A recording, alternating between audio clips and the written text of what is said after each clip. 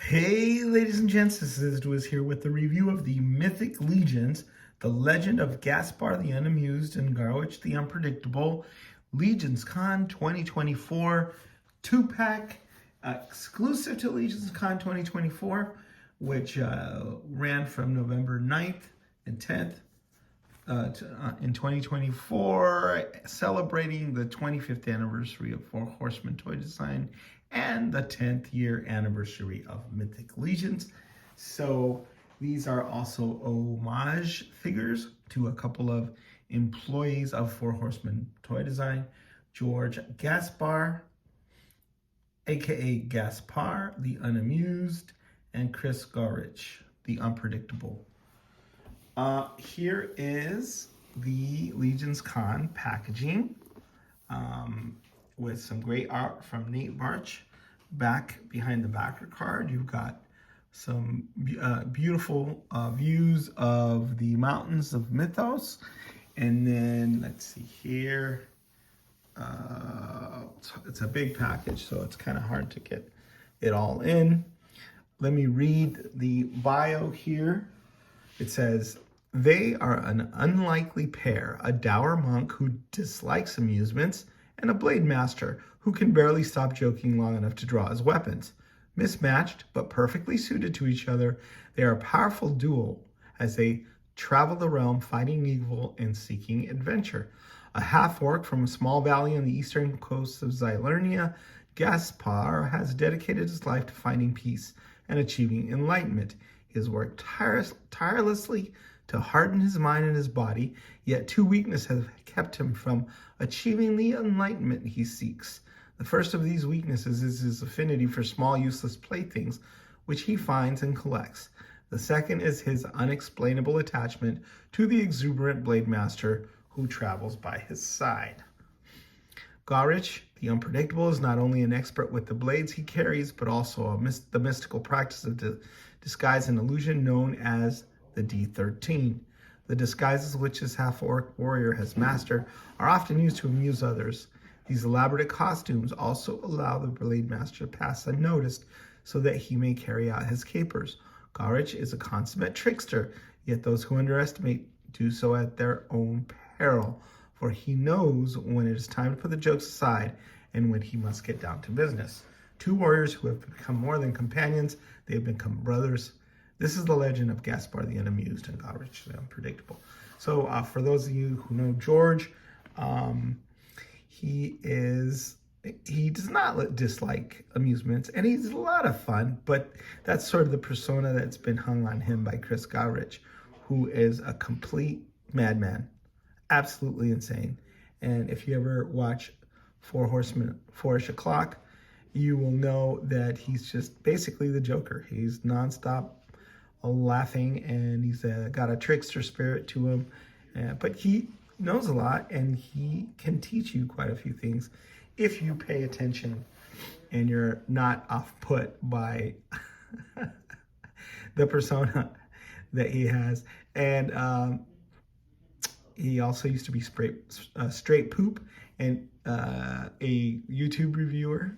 He hasn't so much in later years because he's been busy project managing the Four Horsemen figures, including these that I believe he project managed without even knowing that they were homages to him.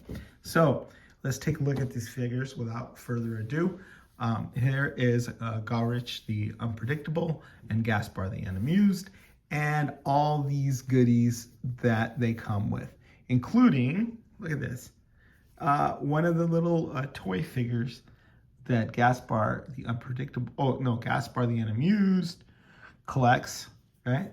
This little toy was in the Mythic Legions pack. We originally got him with Father Christmas, but it's a funny story that how they managed to put him in this pack without George Gasspar realizing that there was something that was up, right?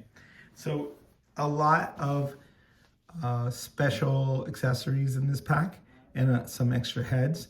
They are exclusive in this packaging and with these extras, but you'll be able to get them individually as figures and down the road. So you know, even though it's a convention exclusive and they do pack in something special for the people who are able to make the trip to New Jersey and celebrate their anniversary with them at Legion's Con, you can still get the figures, and maybe if you really want, pick up the heads from other community members that may have gotten duplicates. So come with the orc head, come with this sort of helmet with the giant antlers, but they also come with this Atlas head, right? So you can make it a completely different character. I love the dark skin tone. And then they've got, this other head here, which I think is like the Borgus Vermilius head, but that's gonna look wicked on any other figure, and it's color coordinated with their outfits. You know, the trick is they want you to buy duplicates so that you can make these others. And that's, you know, the genius of Jeremy Gerard in marketing. And then this, which is another very cool figure. It's like a kabuki masked, like a puma, maybe, or some kind of cat. So that's 1, 2, 3 extra heads. And then here's the fourth, right? The fourth is a dwarf with also nice dark matching skin. And then the fifth is this dwarf with the white hair, right? So we get the 2 heads that come with the figures. 1, 2, then 3, 4, 5, 6, 7 heads total, which is awesome. We also get some dwarf legs, right? So we can turn any of these characters into a dwarf, or use these to, you know, turn other characters into a dwarf. Then we also get some extra hands here. 1, 2, 3, 4 bare hands. So they're punching hands, and then hands to reach out with, and he's already got the grasping hands, right? And then we have a couple more gloved hands for grasping alternate weapons. 1, 2. So extra hands for, you know, you can use them for Gawrychh because they have the gloves on them. You get this like scythe weapon, this bladed weapon, right? We've seen that before. It's pretty ubiquitous. All of this, except for the soft goods, all of this is reused parts, right? So next year when they get their exclusives, they're already working on something using the parts that are available right now. And that way it makes it cheaper because they don't have to go into new tooling, and it also makes it faster because the parts are already there. They don't have to, you know, retool new parts, which takes extra time. Also, the tail, of course, goes with the cat head, which is pretty cool. And then we have like a couple of nunchucks with a chain, right? So that they can practice the martial arts. And then let's take a quick closer look at this figure. The special thing about it is the soft goods, which is the skirt piece underneath, right? And then this sort of cloak that are awesome. And they are wired, so you can pose them if you want them to look like, you know, the wind is blowing in a certain direction, whatever. That it takes, these soft goods take this figure to a whole new level. We also have, I guess, some newly tooled parts. The legs here have extra texture, I believe, in the body as well. I believe, I mean, don't quote me on it, but I think that this is some new textured parts. Bare feet, I love those. I think we need more of those. Tossed in as extras in the line. You have these leg wraps, hand wraps. I know that those are really in demand by customizers. As you can see, you've got the plastic loincloth under there. So it's a triple layered outfit, right? With these really cool belts with pouches and everything on there. And then you've got these beads, like a burnished gold or bronze or whatever. But it brings together the whole monk look, because he's got saffron robes, right? Very, very well. And who doesn't love a traveling monk with a bow staff, right? With this awesome head that, you know, George Gasspar, the real George Gasspar, has a very, very cool beard. And then also, you know, not saying he's grouchy or anything, but he can be grumpy if needs be. So I love the fact that the half-orc head sort of has that, and then it also contrasts well with his crazy companion, which is Chris Garich here. And like I said, it's just a wild man. Again, soft goods here, layered with this loincloth, right? And then this sort of have this sort of samurai look, like samurai armor, and then these pauldrons with it like a demon or oni on the side. He also comes with a staff, and you can put the head of the blade on the staff to create a bladed weapon as well, extra long bladed weapon, and then a dual swords here on one side, so you'd be a dual swordsman. And then across his chest, he's got these two, like, well, it's plastic, but would be leather straps.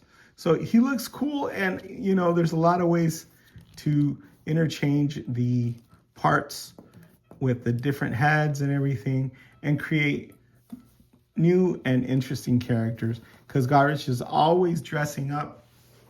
One of my favorite videos that I've ever seen from Four Horsemen Studios, it was showed to me by Bill Mancuso, where Chris Garich comes in and he's in a skeleton costume. It's kind of like for lack of a better term, drippy skeleton that's sort of melting away. And Chris is in that. He's, you know, laughing hysterically, shrieking, dancing in front of Joe Vassapolo, you know, dancing around and trying to amuse with his antics. Joe doesn't even bat an eye. He just looks over at Chris and he goes, "Target?" And Chris is like, "Yeah." And then his head drops and he turns on his heel and he leaves, because they're so used to this craziness that all Joe wanted to know was whether he bought the outfit at Target, right? So that's a kind of captures Chris's personality and like the habit that he creates in the office. But he's also a hero because of all he does for a Four Horsemen toy design. Saved their buns, you know, quite a few times, and travels back and forth to China, works very hard to make sure we get the coolest action figures we can possibly get. And these are two very worthy additions to that. Very beloved members of the community and of Four Horsemen Studios that have been around for a long time, and it's high time that they got their own launch figures. And I couldn't think of a better tribute and a cooler, you know, pack out, so that the fans have so many different options, so many different heads to choose from and to pop and swap.